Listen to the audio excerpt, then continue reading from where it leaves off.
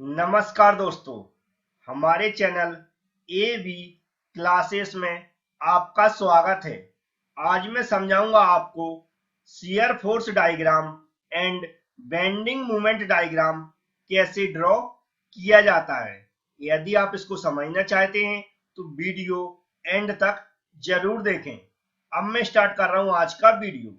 सबसे पहले मैं बता दूं, आज जो मैंने प्रॉब्लम ली है वह है एक सिंपली सपोर्टेड बीम के ऊपर, जिसके ऊपर कुछ पॉइंट लोड लग रहे हैं। सबसे पहले उस प्रॉब्लम को समझ लेते हैं। इसके अंदर लिखा हुआ है a simply supported beam of span 5 metre.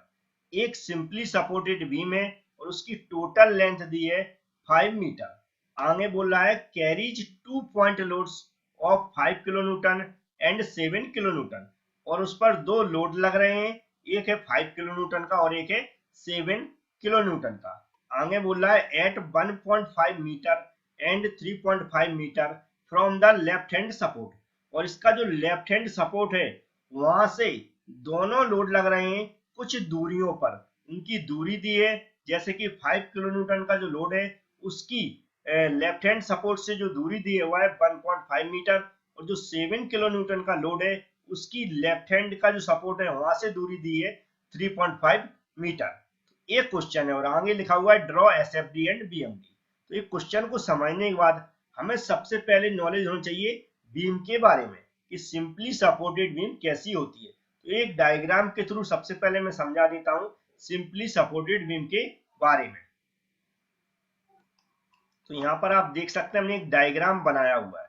ये क्या है? सिंपली सपोर्टेड बीम है। इसको कैसे डिफाइन किया जाता है? एक ऐसी बीम जिसके दोनों एंड पर, जैसे कि यहाँ पर एक ए एंड हो गया, एक बी एंड हो गया, इन दोनों एंड पर दो सपोर्ट लग रहे हो। एग्जाम्पल देखें तो आपने ओवरब्रिज वगैरह देखे होंगे, पुल वगैरह देखे होंगे, और जो भी हमारे छत वगैरह डलती है तो उसके जो पिलर खड़े करते हैं, दो सपोर्ट बनाते हैं। इस तरह के जो अगर कोई बीम ऐसी है जिसके दोनों एंड पे, याद रखें कहाँ एंड पे सपोर्ट लगे हों, तो उसको हम बोलते हैं सिंपली सपोर्टेड बीम। लेकिन यहाँ पर हम न्यूमेरिकल प्रॉब्लम लेते हैं तो नॉर्मल हम एक लाइन बना देते हैं हॉरिजॉन्टल, और उसके दोनों एंड को कुछ मान लेते हैं और वहां पर दोनों सपोर्ट लगा देते हैं, और वहां पर जो भी लेंथ दी है वहां पर उसको शो करा देते हैं। तो हमने इसको क्या मान लिए, एक एंड है जो लेफ्ट हैंड साइड का है उसको ए मान लिया है, जो राइट हैंड साइड का एंड है उसको हमने बी मान लिया है। अब इतना ड्रॉ करने के बाद हम क्या करते हैं, इस पर जो लोड लग रहे हैं उसको यहाँ पर शो कराते हैं।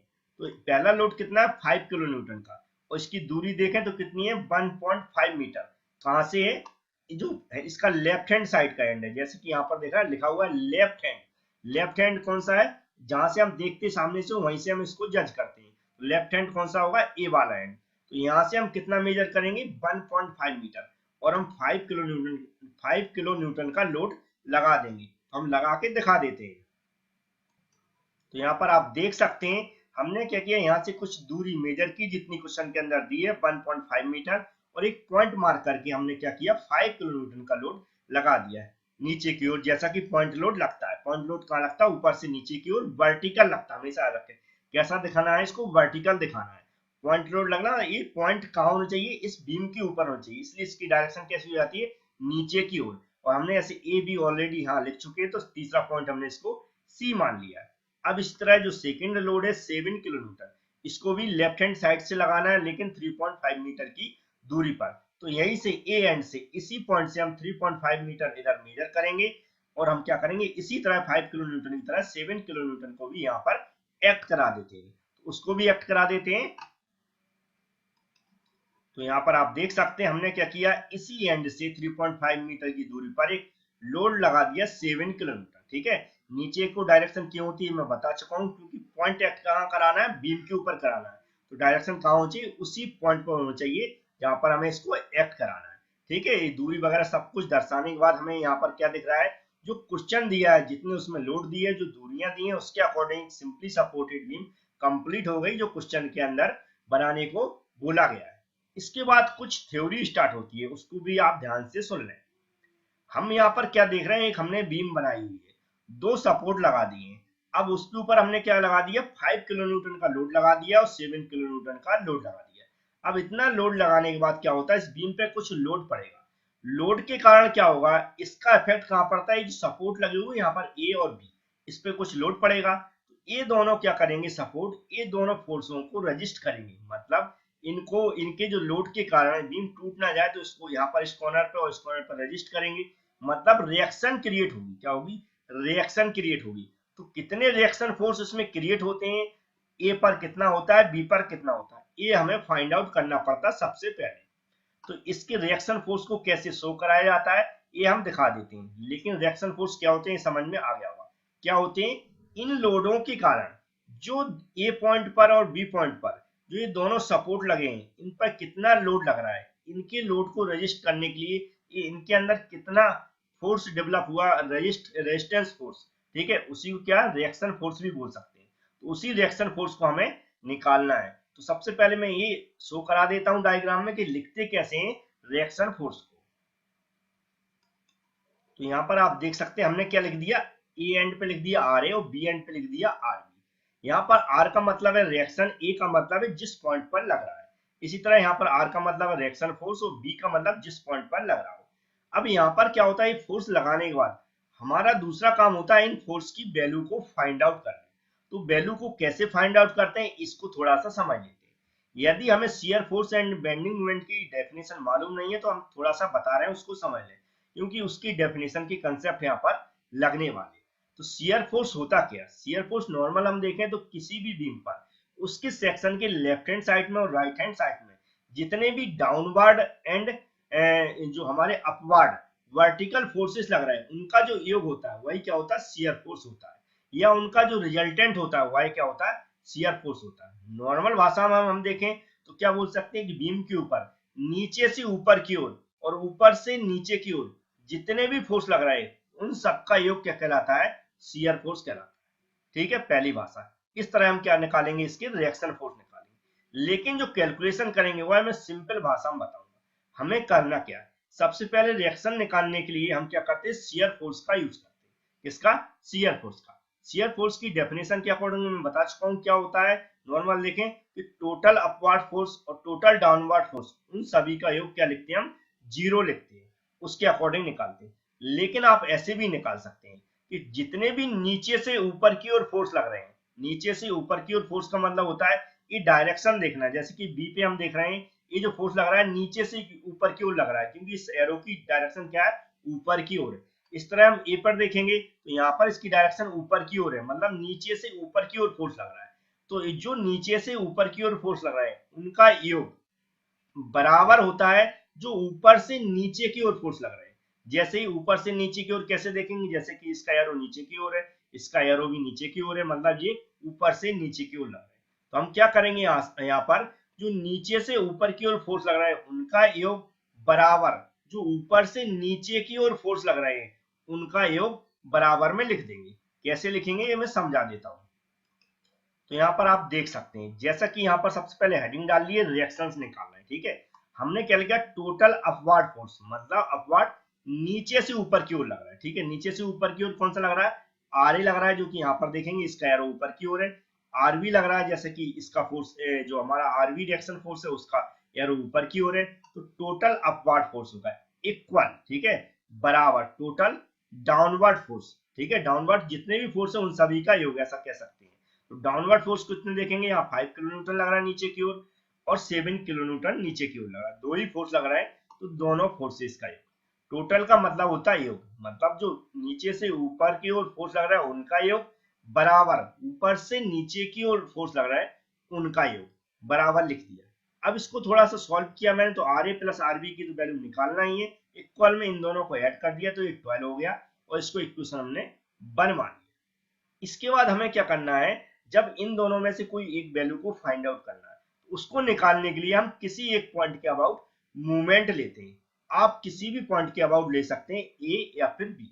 हम यहाँ पर अभी प्रेजेंट में ए पॉइंट के अबाउट मूवमेंट ले रहे हैं। ए पॉइंट के अबाउट मूवमेंट का मतलब होता है ए पॉइंट के अबाउट हम सभी फोर्स को रिजॉल्व करेंगे परपेंडिकुलर डिस्टेंस के अकॉर्डिंग। कैसे होते हैं, जैसे कि हम यहाँ पर रिएक्शन फोर्स आर बी लगा हुआ है, आरबी का अगर हम मूवमेंट निकालेंगे ए पॉइंट के अबाउट तो क्या होगा, फोर्स इंटू परपेंडिकुलर डिस्टेंस।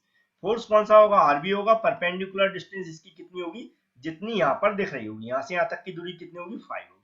इस तरह हम 7 को लेंगे तो यहाँ से यहाँ तक की परपेंडिकुलर डिस्टेंस लेंगे और फोर्स लेंगे, मतलब फोर्स इंटू परपेंडिकुलर डिस्टेंस, बल इंटू लंबवत दूरी। इस तरह इस फोर्स को लेंगे तो इस फोर्स की इस पॉइंट के अबाउट परपेंडिकुलर डिस्टेंस कितनी होगी 1.5। इस तरह हम लेंगे। अब इसको हम कैलकुलेशन के अकॉर्डिंग कैसे लेंगे यहाँ पर अभी बता देता हूँ, क्योंकि यहाँ पर साइन को भी लेना जरूरी। साइन समझते हो, प्लस माइनस कब लेते हैं मूवमेंट के अंदर, उसको मैं थोड़ा सा समझा देता हूँ एक बार। हमारे सभी बुकों में अलग अलग दिया रहता है, लेकिन मैं एक ही कंसेप्ट लेके चलता हूँ, शियर फोर्स हो या बेंडिंग मूवमेंट। फोर्स का रोटेशन देखते हैं हम। फोर्स का रोटेशन अगर क्लॉकवाइज है, क्या है, फोर्स का रोटेशन अगर क्लॉकवाइज मतलब घड़ी की दिशा में है, तो हम उसको हमेशा ही पॉजिटिव लेते हैं, मतलब प्लस का निशान लेंगे। अगर फोर्स का रोटेशन एंटी क्लॉकवाइज है, मतलब घड़ी की विपरीत दिशा में, तो हम हमेशा ही उसको नेगेटिव लेते हैं। अब इसको कैसे पहचानेंगे, तो ध्यान से सुन लें। हम इस पॉइंट के अबाउट मूवमेंट ले रहे हैं, ठीक है। अब इस फोर्स की डायरेक्शन कहाँ, ऊपर की ओर है, तो ऊपर से अगर इस पॉइंट पर जाएगा तो कैसा जाएगा, देखो धीमे धीमे एरो चला रहा है, ऐसा जाएगा, ऐसा जाएगा। तो ये कैसी दिशा होगी, घड़ी के विपरीत दिशा होगी। विपरीत दिशा होगी तो मतलब इसको हम माइनस लेंगे। इस फोर्स की डायरेक्शन कहाँ है, नीचे की ओर है, तो जो नीचे से इस ए तक जाना है इसको, तो कैसा जाएगा, ऐसा जाएगा, ऐसा ऐसा घूम के जाएगा। तो मतलब जी कैसी हो जाएगी दिशा इसकी, घड़ी की दिशा में हो जाएगी, क्योंकि ये घड़ी की दिशा यही होती है क्लॉकवाइज डायरेक्शन, तो इसको हम पॉजिटिव ले लेंगे। इस तरह इस फोर्स की दिशा देंगे तो देखेंगे नीचे की ओर, तो नीचे की ओर इस ए पॉइंट की तक जाने में कैसी दिशा होगी, इसकी घड़ी की दिशा होगी, तो इसको भी हम पॉजिटिव ले लेंगे। समझ गए होंगे, नहीं समझ में आया तो अभी और इसकी हम रिएक्शन दिखा रहे हैं, जो हम ए के अबाउट मूवमेंट कैसे लेते हैं कैसे अभी दिखा रहा हूं, तो उसको भी समझ लेते हैं। तो आप देख सकते हैं सबसे पहले हमें हेडिंग डालना है जिस पॉइंट के अबाउट मूवमेंट ले रहे हैं। जैसे हमने लिख दिया taking movement about point A. इसके बाद यहाँ लिख लेना है मूवमेंट की डेफिनेशन के अकॉर्डिंग जो बेंडिंग मूवमेंट होता है sigma M equal to 0। M क्या होता है, बेंडिंग मूवमेंट को शो कराता है। ए क्या है, जिस पॉइंट के अबाउट हम मूवमेंट ले रहे हैं, इक्वल टू 0। क्योंकि किसी भी सेक्शन के लेफ्ट हैंड साइड या राइट हैंड साइड जिस भी पॉइंट के अबाउट मूवमेंट हम ले रहे हैं, उन सभी का जो मूवमेंट होता है वह क्या होता है, इक्वल 0 होता है। ठीक है, तो कैसे हम लेंगे इसको देख लेते हैं। सबसे पहले हम ए के अबाउट जाना, तो पहला फोर्स यहाँ पर क्या दिख रहा है, आरबी दिख रहा है, तो इसको हम लेंगे। तो इसकी डायरेक्शन हम जैसे बताए ऊपर से अगर इस पॉइंट की ओर जाएगा तो एक एंटी क्लॉकवाइज चलना पड़ेगा इसको। जब एंटी क्लॉकवाइज चलेगा तो हम साइन क्या लेंगे, माइनस लेंगे।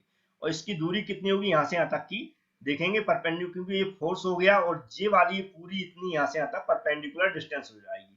परपेंडिकुलर डिस्टेंस कैसे पहचानते हैं, क्योंकि इसके बीच में देख रहे होंगे आप 90 डिग्री का एंगल बन रहा है, मतलब जिनके बीच में 90 डिग्री का कोण बन जाता है वह एक दूसरे से परपेंडिकुलर हो जाते हैं। तो ये हमारा बल हो गया, ये हमारी लंबवत दूरी हो गई। लंबवत दूरी कितनी है, 5 मीटर। तो इसको हम नोट कर देते हैं कि कैसे लिखना है। तो आप यहाँ पर देख सकते हैं सबसे पहले हमने क्या लिखा, माइनस आरबी। माइनस समझिए क्यों, क्योंकि इस फोर्स की जो मूवमेंट लेंगे तो ये कैसा चलेगा, एंटी क्लॉकवाइज। इसके बाद इसमें हमें क्या लगाना है, इंटू लगाना है। देख रहे हैं इंटू लगा दिया और हमने कितने का, 5 का मल्टीप्लाई कर दिया। 5 का मल्टीप्लाई करने के बाद यहाँ पर देख रहे हैं हम दूसरे फोर्स की ओर चलेंगे। दूसरा फोर्स कौन सा है, 7 है। 7 की डायरेक्शन नीचे की ओर है। जब नीचे की ओर डायरेक्शन है तो ये ऐसा चलेगा, कहाँ, ए पॉइंट की ओर जाएगा, तो इसकी डायरेक्शन है क्लॉकवाइज। ठीक है, क्लॉकवाइज डायरेक्शन होती तो हम क्या लेते हैं, प्लस लेते हैं। तो यहाँ पर हम क्या लगा देंगे, प्लस लगा देंगे। ठीक है, प्लस आपको दिख रहा होगा लगा। इसके बाद प्लस के बाद इस फोर्स से, यहाँ डी दिख रही, इस फोर्स की जो नीचे की ओर है इसके बीच में 90 डिग्री का एंगल बन रहा है। तो यहां से यहां तक, ए तक की दूरी कितनी है, 3.5 मीटर। तो 7 में हम 3.5 मीटर का क्या करेंगे, मल्टीप्लाई कर देंगे। तो उसको मैं मल्टीप्लाई कर देता हूं, देखो 7 लिख दिया, मल्टीप्लाई 3.5 हो गया। ठीक है, इतना समझने के बाद हमें क्या करना है, नेक्स्ट फोर्स कितना है, 5 किलो न्यूटन। 5 किलो न्यूटन की डायरेक्शन नीचे को है और ए की ओर अगर देखेंगे इसका मूवमेंट कैसा होगा, ऐसा होगा। ऐसा होगा तो क्लॉकवाइज होगा। क्लॉकवाइज मतलब इसको हम पॉजिटिव लेंगे, घड़ी की दिशा हो जाती है। अब ये फोर्स हमारा ये दिख रहा है वर्टिकल लग रहा है, इसके बीच में 90 डिग्री का एंगल बन रहा है। तो यहाँ से यहाँ तक की दूरी कितनी है, 1.5 मीटर। तो फोर्स इंटू इसकी परपेंडिकुलर डिस्टेंस को, इसको भी हम नोट कर देंगे। तो यहाँ पर लिख देते हैं प्लस 5 इंटू 1.5। अब इसको अगर हम सॉल्व करेंगे तो हमारी जो भी क्या करेंगे, सॉरी इसका क्या बराबर क्या है, 0 है लिखना है। तो यहाँ पर हम 0 लिख देते हैं। ठीक है, इतना होने के बाद अब हमें इसको कैलकुलेट करना है। कैलकुलेट करना बहुत आसान है, मैं एक ही बार में कैलकुलेट करके दिखा देता हूँ। हमने इक्वेशन इसलिए स्टेप बाय स्टेप लिख के दिखाई जिससे आपको एक एक पॉइंट समझ में आ जाए। अब कैलकुलेशन को देखें, हमने क्या किया, सबसे पहले हमें इसका आरबी में कोई मल्टीप्लाई हो नहीं सकता तो जैसा का तैसा लिख दिया। यहाँ पर 7 का 3.5 में मल्टीप्लाई हो सकता तो उसकी मैंने वैल्यू लिख दी, 5 का 1.5 में मल्टीप्लाई हो सकता उसकी वैल्यू। नेक्स्ट स्टेप में हमें क्या करना है, ये तो ऐसा ही रहेगा लेकिन 24.5 प्लस 7.5 प्लस कर सकते हैं, इसको मैं प्लस कर देता हूँ। तो यहाँ पर आप देख सकते हैं इन दोनों का मल्टीप्लाई करके हमने क्या कर दिया, प्लस कर दिया, तो कितना हो गया 32। अब यहाँ पर दिख रहा है ए वाला माइनस का, तो माइनस का अगर हम इक्वल की तरफ लाएंगे तो कैसा हो जाएगा, पॉजिटिव। ठीक है, यहाँ भी रखा रहेगा तो 32 इधर ले जाएंगे तो भी क्या हो जाएगा, पॉजिटिव हो जाएगा। तो दोनों वैल्यू कैसे हो जाएंगी, पॉजिटिव। उसका भी मैं यहाँ पर लिख देता हूँ। तो आप देख सकते हैं क्या हो गया, आरबी इंटू 5 इक्वल टू 32। अब 32 यहाँ पर है, 5 इधर है, लेकिन आरबी की मल्टीप्लाई में 5 है, तो आरबी की वैल्यू निकालेंगे तो 5 कहाँ पहुंच जाएगा, 32 के बटे में। तो उसको बटे में मैं लिख देता हूँ। तो आप देख सकते हैं यहाँ बटे में लिख दिए। अब 5 का 32 में डिवाइड करेंगे तो हमारा आंसर जो भी आएगा उसको भी मैं यहाँ पर लिख देता हूँ।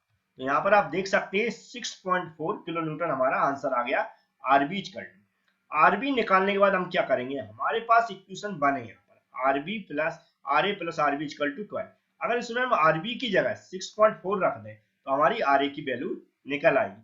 तो इसको भी मैं रख देता हूँ, जल्दी से निकाल लेता हूँ। सबसे पहले हमें ऐसी हेडिंग डालना, put the value of RB in equation, मतलब इक्वेशन 1 में आरबी की वैल्यू रखने पर इक्वेशन उतार लेना है, फिर आरबी की जगह हमें क्या करना है, वैल्यू रख देना है। यहाँ पर देख रहे हैं हमने आरबी की जगह 6.4 रख दिया, जो कि यहाँ पर हम निकाल चुके। अब इसको कैलकुलेट करना, तो आर ए इक्वल टू निकालेंगे 6.4 का 12 की इस तरफ पहुंच जाएगी, कैसी पहुंचेगी, माइनस। तो ये देख रहे हैं यहाँ पर हमने क्या कर दिए, माइनस में वैल्यू लिख दिए।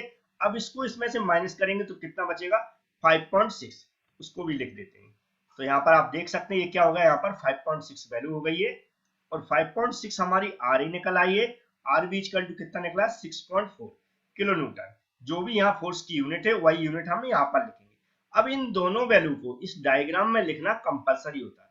तो यहाँ आर इक्वल टू हम लिखेंगे 5.6 और आर बी इक्वल टू लिखेंगे 6.4, दोनों को यहाँ पर हम लिख देते हैं। तो यहाँ पर आपने देख लिया, R equal to 5.6 kilo newton लिख दिया, R B equal to 6.4 kilo newton लिख दिया। इतना कंप्लीट होने के बाद अब हम इसकी शियर फोर्स की कैलकुलेशन करेंगे एंड बेंडिंग मोमेंट की कैलकुलेशन करेंगे। वह समझना बहुत जरूरी है क्योंकि उसकी वैल्यू के थ्रू ही हम क्या करेंगे, इसके डायग्राम को ड्रॉ करेंगे। अभी जितनी कैलकुलेशन की हुआ है R A and R B को निकालने के लिए की है। अब हमारे पास सारे फोर्स मिल चुके हैं, अब इसके थ्रू शियर फोर्स की कैलकुलेशन कैसे करते हैं, सबसे पहले उसी को समझ लेते हैं। तो यहाँ पर सबसे पहले आपको हेडिंग डाल लेना है शियर फोर्स कैलकुलेशन। इसके बाद जो मैं फंडामेंटल बता रहा हूँ उसको ध्यान से सुने। शियर फोर्स के अंदर सिर्फ हम फोर्स को कंसीडर करते हैं और सभी फोर्सेस को याद रखें। इसके जो कैलकुलेशन करने के तरीके होते हैं दो, या तो हम राइट से लेफ्ट की ओर चलते हैं या फिर लेफ्ट से राइट की ओर चलते हैं। इसका मतलब क्या होता है, अगर हम राइट से लेफ्ट की ओर अगर हम कैलकुलेशन कर रहे हैं तो पहले फोर्स हमारा कौन सा होगा, राइट में ए होगा, फिर ए फोर्स होगा, फिर जे वाला फोर्स होगा, फिर हम ए तक पहुंचेंगे। अगर हम लेफ्ट टू राइट कैलकुलेशन कर रहे हैं तो पहले हमारा ए फोर्स होगा लेफ्ट का, फिर सी फोर्स होगा, फिर डी फोर्स होगा, फिर बी फोर्स होगा। हम यहाँ पर जो कैलकुलेशन बता रहे हैं मैक्सिमम बुकों में लेफ्ट टू राइट की कैलकुलेशन दी है, मतलब ए से स्टार्ट करेंगे और बी तक आएंगे। कहां से, ए से स्टार्ट करेंगे और बी तक पहुंचेंगे, जिसका मतलब होता है लेफ्ट टू राइट कैलकुलेशन। ठीक है, अब कैलकुलेशन करते समय करते क्या, लेफ्ट टू राइट में हम क्या करते हैं, जैसे कि अगर ए पॉइंट पर हम शियर फोर्स निकाल रहे हैं तो ए फोर्स पर जितना फोर्स लग रहा है उसको कंसीडर करेंगे, इससे पहले भी जितने भी फोर्स लगते हैं उनको भी कंसीडर करते हैं। जैसे कि अगर सी पॉइंट पर हमें शियर फोर्स निकालना है, टोटल सी फोर्स पर कितना वेरी करेगा, तो सी पॉइंट पर जितना फोर्स लग रहा है उसको कंसीडर करेंगे। सी फोर्स से पहले पहले मतलब इधर को जितने भी फोर्स लग रहा है उनको भी कंसीडर करेंगे। ठीक है, इस तरह डी पॉइंट पर हम फोर्स जो भी लग रहा है उसको कंसीडर करेंगे, डी पॉइंट से पहले जितने भी फोर्स लग रहा है उनको भी कंसीडर करेंगे। इस तरह बी पॉइंट पर जो भी फोर्स लग रहा है उसको कंसीडर करेंगे, बी पॉइंट से जितने भी पहले फोर्स लग रहे हैं उन सभी को कंसीडर करेंगे। ठीक है, कंसीडर कैसे करते हैं समझ लें। हमें साइन कन्वेंशन जो भी साइन लेते हैं उसको अच्छी तरह आना चाहिए। ठीक है, साइन हमारा एक ही फंडा है, clockwise direction plus anti clockwise direction minus. मतलब घड़ी की दिशा में है तो पॉजिटिव प्लस लगाएंगे, घड़ी की विपरीत दिशा में है तो निगेटिव माइनस लगाएंगे। इसको देखते कैसे, हम ए से बी की ओर आ रहे हैं, कहाँ ए से बी की ओर आ रहे हैं, तो सिर्फ हम बी पे निगाह रखेंगे, बी पे निगाह रखेंगे और फोर्स की डायरेक्शन वहीं से देखेंगे। जैसे कि इसकी डायरेक्शन ऊपर की ओर है, तो जो बी तक पहुंचना चाहता है तो ऊपर से ऐसा आएगा, इसकी डायरेक्शन कैसी होगी, एंटी क्लॉकवाइज, सॉरी क्लॉकवाइज होगी। कैसी होगी, क्लॉकवाइज होगी। ठीक है, समझ गए। अगर जो ऊपर से आएगा तो ये घड़ी की दिशा में होगी, क्लॉकवाइज होगी, तो हम इसको पॉजिटिव लेंगे। अगर इसको देखें, क्योंकि डायरेक्शन नीचे होगी है तो नीचे जाएगा, तो नीचे से कहाँ जाएगा, बी तक जाएगा। तो लेकिन कैसे मूव करेगा, ऐसा घड़ी की विपरीत दिशा में मूव करेगा, तो इसको हम क्या ले लेंगे, निगेटिव ले लेंगे। ऐसे 7 वाला दिख रहा है, इसकी डायरेक्शन नीचे को है, नीचे से बी तक मूव करेगा, तो कैसा मूव करेगा, नीचे से बी की ओर इधर को मूव करेगा, तो इसकी डायरेक्शन कैसे ले लेंगे, निगेटिव ले लेंगे। ठीक है, तो ये हमारा फंडा है। मैं कैलकुलेशन करके दिखा देता हूं 1 बाय 1। पहला फोर्स एफ है, यहाँ एफ का मतलब है हमने शियर फोर्स को डिनोटेट करने के लिए एफ यूज किया। यहाँ पर जो हम ए लिखते हैं, ए का मतलब है किस पॉइंट पर हम शियर फोर्स निकाल रहे हैं। जैसे कि ए पॉइंट पर निकाल रहे हैं तो ए यहाँ पर इसलिए लिख दिया है, यहाँ से समझ में आ जाता है कि किस पॉइंट पे हम देखेंगे ए पॉइंट पर शियर फोर्स कितना लग रहा है, और इसके पहले जो भी फोर्स लग रहा है उसको कंसिडर करेंगे। तो इस ए फोर्स के, ए पॉइंट के पहले हमारा शियर फोर्स कितना है, 0 है, मतलब कोई भी फोर्स नहीं है। ए पॉइंट पर देखेंगे तो कितना लग रहा है, 5.6 लग रहा है। इसकी डायरेक्शन अगर बी की ओर, बी तरफ देखेंगे, लेफ्ट से राइट की ओर देखेंगे, अगर ये ऊपर से जाएगा इसकी डायरेक्शन कैसी होगी, क्लॉकवाइज होगी। इसलिए मैंने क्या लगा दिया, प्लस लगा दिया, और जितना भी फोर्स की वैल्यू है 5.6 किलो न्यूटन लिख दिया। ठीक है, अब हम बात करेंगे सी पॉइंट की। सी पॉइंट पे कैसे कैलकुलेट करेंगे इसको भी मैं बता देता हूँ। तो यहाँ पर देख सकते हैं हमने एफ सी लिख दिया, एफ मतलब शियर फोर्स, सी जिस पॉइंट पर हम शियर फोर्स निकाल रहे हैं। ठीक है, इसका मतलब होता है ए से सी तक जो हमारी 5.6 वैल्यू है वह वेरी कर रही है, उसका असर हो रहा है। ठीक है, शियर फोर्स डायग्राम बनाएंगे तो हम इसका मतलब भी बताएंगे। शियर फोर्स डायग्राम बनाकर हम क्या देखते हैं, अभी इतना समझ लें, ए से सी तक क्या है, शियर फोर्स का वेरिएशन चल रहा है। लेकिन जैसे ही सी पॉइंट आए वहां से अचानक चेंज हो गया। कैसे चेंज हुआ देख, यहाँ पर दिख रहा है कि जैसे कैलकुलेट करने का क्या तरीका है, सी पॉइंट पर जो फोर्स लग रहा है उसको लेते हैं, और सी पॉइंट से पहले जितना भी फोर्स लग रहा है उसको हम कंसीडर करते हैं। सी पॉइंट से पहले कितना फोर्स लग रहा है, ओनली 5.6 लग रहा है ए पॉइंट पर। इसको हमने लिख लिया, जो क्योंकि ये पॉजिटिव है, इसकी क्लॉकवाइज डायरेक्शन है, इसलिए मैंने इसको पॉजिटिव लिख लिया। फिर हमने इसमें माइनस लगाया, दिख रहा होगा आपको। माइनस क्यों लगाया, क्योंकि ये जो 5 किलो न्यूटन है सी पॉइंट पर निकाल रहे हैं, उसकी डायरेक्शन नीचे की ओर है, और कैसी है, एंटी क्लॉकवाइज है। नीचे की ओर देखेंगे, अगर बी पॉइंट के अबाउट यहाँ देखेंगे, ऐसा घूम के आएगा, कैसा, ऐसा घूम के आएगा, तो इसकी डायरेक्शन कैसी हो जाएगी, एंटी क्लॉकवाइज, मतलब घड़ी की विपरीत दिशा में। तो इसको हमने माइनस लिख लिया है, और जो वैल्यू है फोर्स की उसको लिख लिया। इसको कैलकुलेट किया तो इसमें से इसको माइनस किया तो 0.6 किलो न्यूटन आ गया। सी तक हमारा क्या हुआ, जो हमारा शियर फोर्स है अचानक से डाउन हो गया। अब हम डीपर देखते हैं कि क्या वेरिएशन है शियर फोर्स का। अब यहाँ पर देखिए, जैसे मैंने एफ डी लिख लिया, एफ क्या है, शियर फोर्स, डी क्या है, जिस पॉइंट पर हम शियर फोर्स निकाल रहे हैं, इक्वल टू क्या लिखिए, प्लस। जैसे मैं हर बार बता रहा हूँ, डी से पहले जितने भी बिफोर फोर्सेस सबको कंसीडर करेंगे, तो प्लस लगा के हमने 5.6 लिख दिया, दिख रहा होगा आपको, क्योंकि इसकी डायरेक्शन क्लॉकवाइज है बी की ओर। ठीक है, सी की डायरेक्शन एंटी क्लॉकवाइज है बी की ओर। ठीक है, डी की डायरेक्शन भी कैसी है, एंटी क्लॉकवाइज है बी की ओर। तो हमने -7 लिख दिया, इसलिए -5 भी लिख दिया। ठीक है, इसको पूरे को कैलकुलेट किया तो हमारा आया -6.4 किलोमीटर। ठीक है, यहाँ पर भी देख रहे हैं, जैसे कि यहाँ पर कितना था, 0.6 था सी पर हमारा शियर फोर्स, वो कंटिन्यू कहां तक चला, डी से पहले तक। लेकिन डी पर जैसे ही पहुंचा, उसका अचानक उसमें परिवर्तन हो गया, क्योंकि यहाँ पर लोड लग रहा था 7 किलोमीटर। क्योंकि पॉइंट लोड के कारण अचानक से एकदम से परिवर्तन होता है शियरिंग, जो भी शियर फोर्स का डायग्राम होता है उसके अंदर जो शियर वेरी करता हुआ इस पॉइंट लोड से एकदम से चेंज होता है। जैसे कि यहाँ पर दिख रहा है 0.6 था, अचानक से -6.4 किलोमीटर हो गया। ठीक है, इस तरह हम बी पे देखेंगे तो बी पे मैक्सिमम 0 होता है, उसको कैलकुलेट करके मैं दिखा देता हूँ। तो यहाँ पर आप देख सकते हैं एफ मतलब बी पे निकाल रहा है, प्लस इसकी डायरेक्शन क्लॉकवाइज है तो हमने प्लस लिख दिया, इसकी डायरेक्शन 5 की बी की ओर देखेंगे तो एंटी क्लॉकवाइज है इस तरह, तो और 7 की भी इस तरह एंटी क्लॉकवाइज है, उसको लिख दिया। और ये हमारा लेफ्ट हैंड साइड चलेगा तो इसकी क्लॉकवाइज हो जाएगी, तो पॉजिटिव हो जाएगा, इन सबको जोड़ देंगे कितना हो जाएगा, 0 हो जाएगा। ठीक है, तो बी से बिफोर और बी पर, बी से बिफोर देखेंगे तो हमारा कितनी थी वैल्यू, -6.4 किलोमीटर। क्योंकि बी तक हमारा जो वेरिएशन होगा वाई शियर फोर्स का वाई कितना होगा -6.4 वैल्यू था।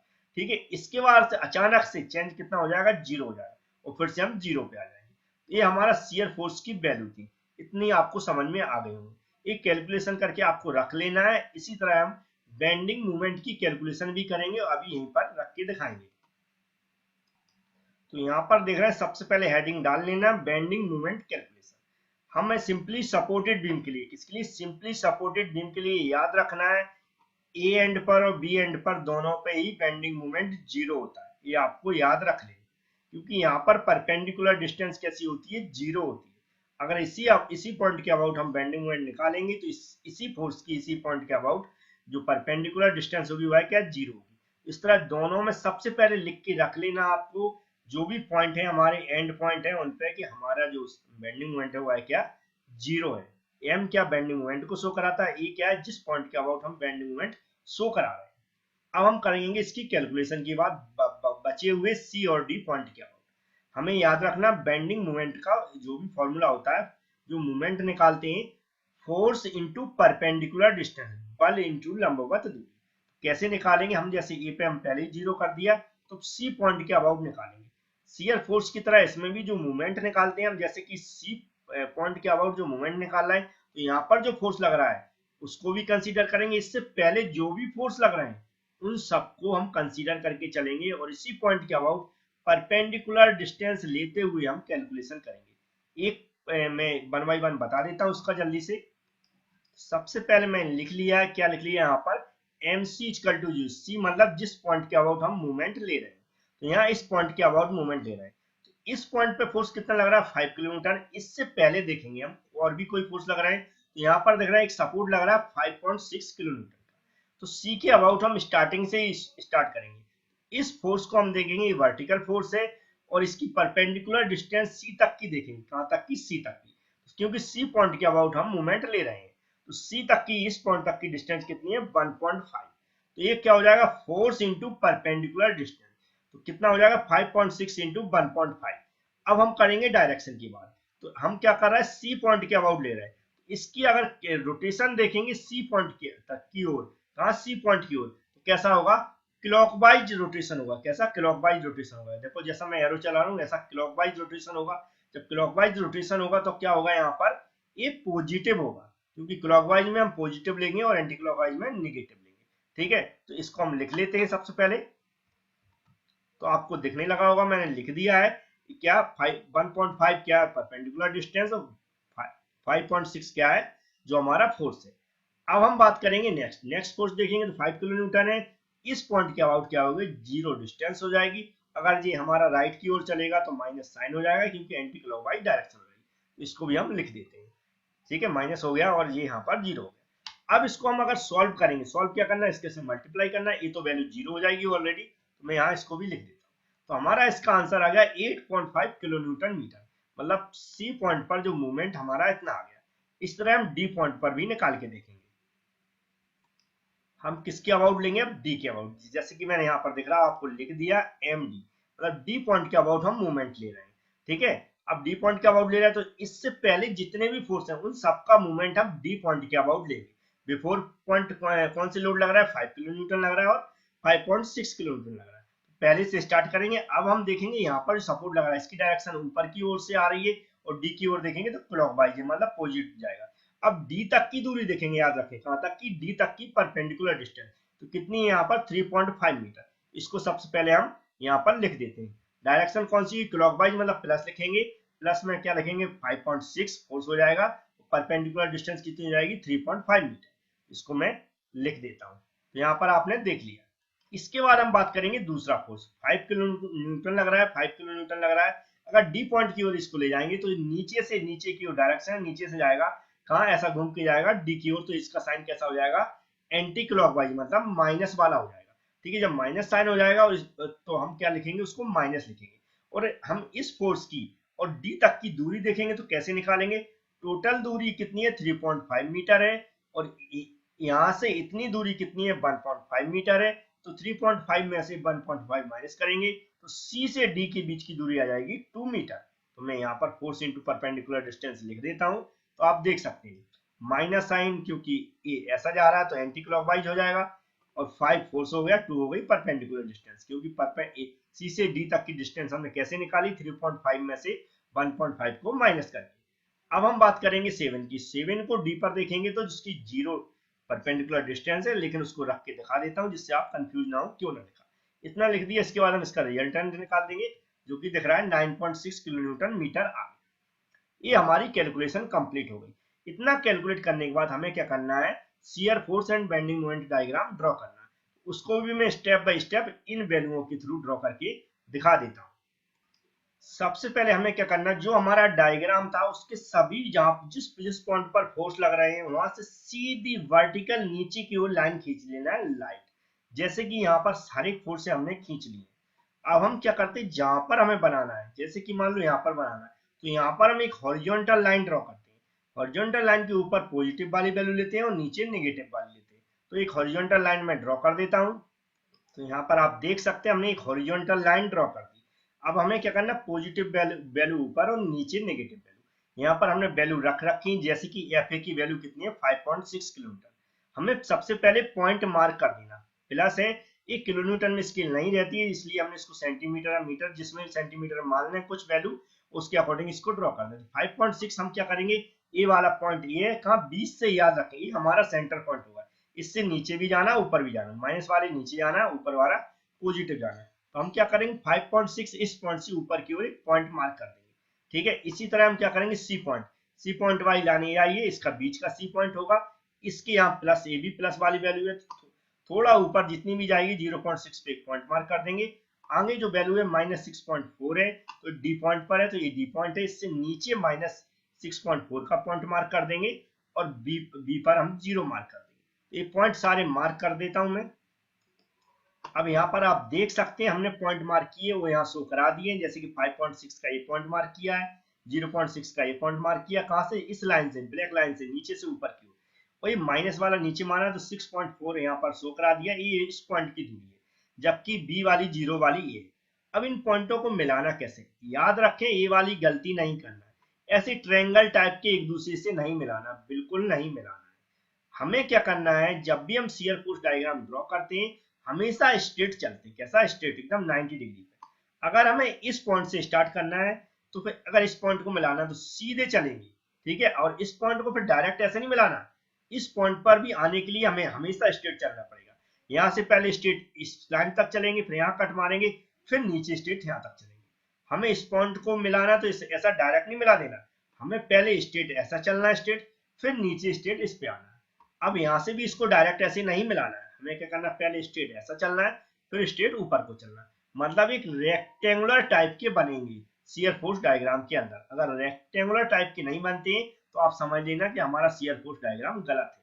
तो मैं ड्रॉ करके दिखा देता हूँ। अब आप देख सकते हैं बहुत आसान तरीके से यहाँ पर दिख रहा है। मैंने सबसे पहले ब्लू कलर स्ट्रेट चले कहाँ तक, जहां तक पॉइंट मार्क था। अब हमें इस पॉइंट तक पहुंचना है, तो एक देखो फिर से हम स्ट्रेट ऐसे चले, फिर नीचे की ओर स्ट्रेट आए, तो हम इस पॉइंट पे पहुंच गए। अब हमें फिर से इस पॉइंट पे पहुंचना है, तो हम पहले स्ट्रेट चले, फिर नीचे की ओर स्ट्रेट चले, फिर हमें इस पॉइंट पर पहुंचना है, तो पहले ऐसा स्ट्रेट चले, फिर ऊपर की ओर स्ट्रेट चले। इस तरह हमें रेक्टेंगुलर बॉक्स टाइप के मिल गए। इसके बाद हमें सभी बॉक्सों को हैचिंग करना है। ठीक है, आप कलर भी कर सकते हैं, हैचिंग भी कर सकते हैं। मैं इसको हैचिंग करके दिखा देता हूँ। यहाँ पर आप देख सकते हैं हमने इस तरह एक पूरा कलर टाइप का करके हैचिंग करके वो यहाँ पर दिखा दिया। जो हमने सेंटर लाइन ये ब्लैक कलर खींची थी उससे ऊपर पॉजिटिव लिए हैं, तो पॉजिटिव यहाँ साइन बना दिया, और नीचे नेगेटिव लिए तो यहाँ पर नेगेटिव साइन बना दिया। आप यहाँ पर भी ऊपर ऐसा प्लस मार्क कर सकते हैं और नीचे माइनस मार्क कर सकते हैं। ठीक है, तो ये हमारा शियर फोर्स डायग्राम कंप्लीट हुआ। अब इसके जस्ट नीचे ही हम बेंडिंग मोमेंट डायग्राम बनाएंगे। सेम प्रोसीजर अपनाना, तो मैं जल्दी से बेंडिंग मोमेंट डायग्राम भी ड्रॉ कर देता हूँ। तो यहाँ पर आप देख सकते हैं उसके जस्ट नीचे मैंने एक सेंटर लाइन ड्रॉ कर ली है। ऊपर हम पॉजिटिव लेंगे, नीचे नेगेटिव लेंगे। तो जो वैल्यू यहाँ पर लिखी हुई है, जैसे कि इस कॉर्नर पर देखेंगे ये पॉइंट पर 0, यहाँ पर एक रेड कलर में छोटा सा पॉइंट मार्क कर दिया, इधर भी मार्क कर दिया, पी पर भी 0 है, और हमारा सी पर 8.4 है, तो इसको मैंने यहाँ पर देख रहा है ये सी पॉइंट होगा, इससे ऊपर की ओर 8.4 का पॉइंट मार्क कर दिया, और डी पर 9.6 है, तो उसको देख रहे होंगे डी पॉइंट वाली लाइन पर हमने 9.6 ड्रॉ कर दिया। अब हमें क्या करना है, जो नॉर्मल पॉइंट लोड की बात कर रहे हैं, याद रखें पॉइंट लोड की बात कर रहे हैं, पॉइंट लोड लग रहा है उसके लिए हम क्या करते हैं, बेंडिंग मूवमेंट में कोई भी हम स्टेट नहीं चलती, डायरेक्ट पॉइंटों को मिलाते हैं। कैसे मिलाते हैं डायरेक्ट? जैसे कि ये पॉइंट है, इस पे जीरो वैल्यू है तो जीरो से वेरिएशन करेगा, तो जीरो को डायरेक्ट हम 8.4 वाले पॉइंट पे मिला देंगे, तो इसको डायरेक्ट हम इससे मिला देंगे, फिर इसको डायरेक्ट फिर जीरो वाले पॉइंट पे मिला देंगे। इस तरह मिलाते हैं। ठीक है, ये जो शो कराता है ये कराता है वेरिएशन, मतलब 5.6 वेरी कहां तक करेगा? सी के पहले तक, इस पॉइंट तक। जैसे ही सी पे आता है एकदम से डाउन हो गया, क्योंकि पॉइंट लोड हमेशा एकदम क्या करता है, अचानक से परिवर्तन कर देता है शियर फोर्स के, शियर फोर्स के जो वेरिएशन के अंदर। अब यहाँ पर देख रहा है इसका वेरिएशन कहां तक चला? डी के पहले तक चला, फिर से इसमें परिवर्तन हुआ, फिर मतलब जो इस फोर्स लग रहा है इस पे, इस फोर्स का वेरिएशन कितनी दूरी तक रहता है, इसलिए हम शियर फोर्स डायग्राम को ड्रॉ करते हैं। इस तरह वेंडिंग जो हमारे इसमें मूवमेंट लगता है उसका वेरिएशन जो बीम पे कहां तक इसका वेरी करता है उसको शो कराने के लिए हम बेंडिंग मूवमेंट डायग्राम ड्रॉ करते हैं। अब इस सारे पॉइंटों को हम मिला देते हैं और नीचे वाली जो बेंडिंग मूवमेंट डायग्राम है उसमें हैचिंग कर देता हूं। तो यहाँ पर आप देख सकते हैं हमने क्या किया, जैसे मैंने बताया इस पॉइंट को डायरेक्ट इस पॉइंट से मिला देना, फिर इससे मिला देना, फिर नीचे सीधा मिला देना, एक पॉइंट को एक दूसरे से सीधा मिला देना। जबकि ऐसा शियर फोर्स में नहीं करते, शियर फोर्स में हमेशा स्ट्रेट चलते हैं और हमेशा रेक्टेंगुलर टाइप के मिलने चाहिए। ठीक है, जबकि बेंडिंग मोमेंट डायग्राम में डायरेक्ट ट्रायंगल टाइप के, या जैसा अगर हम उसका देखेंगे जो हमारा यूरियल लोड है उसमें अलग तरह से बताएंगे, तब उसमें समझाएंगे। और यहाँ पर लिख देना शियर फोर्स डायग्राम और बेंडिंग मोमेंट डायग्राम। ये हमारा एक वीडियो था जिसमें कोशिश की मैंने सारे कंसेप्ट क्लियर करने की। यदि आपको पसंद आता है तो वीडियो को लाइक और शेयर जरूर करें। Thank you friends.